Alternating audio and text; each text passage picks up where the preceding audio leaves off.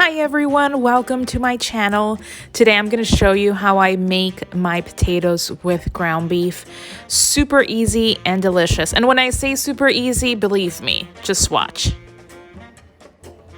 I will make sure to post all the ingredients and measurements that I'm using on this recipe, but the good news is that all the ingredients are things that we usually have at home, nothing fancy for this one.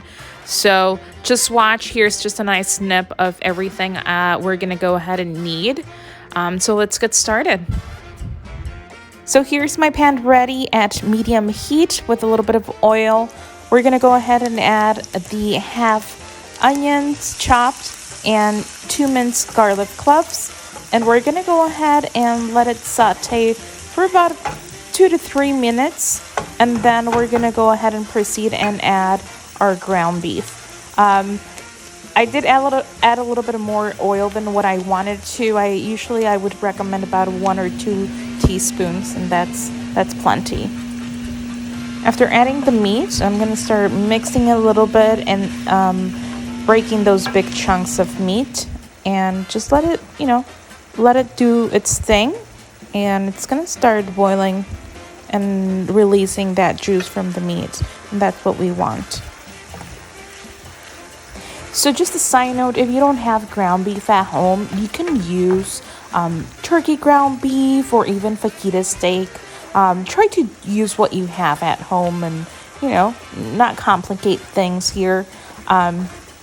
So now I've added the serrano peppers to our meat, and the serrano pepper is going to give that little kick to it, but actually even better, it's going to provide this extra flavor to our meat.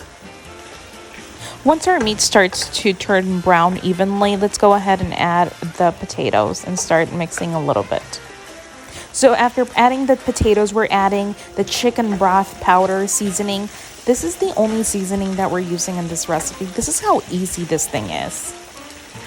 So let it cook for about 10 minutes. Stop mixing. I'm just trying to make the video shorter, so that's why you're seeing me mixing a lot. Otherwise, you're going to have mashed potatoes with ground beef. Okay, so let's add the tomatoes. Our meat and potatoes are almost fully cooked. You want to make sure we leave the tomatoes at the end, otherwise they get all mushy, and we don't want that.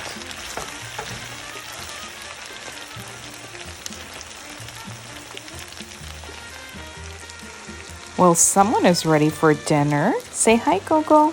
So a couple minutes after adding the tomatoes, our potatoes and ground beef is ready. I'm going to serve my potatoes and ground beef with refried beans and a flour tortilla. Delicious. Thank you so much for watching. I hope you enjoyed this video, and we'll see you on the next one.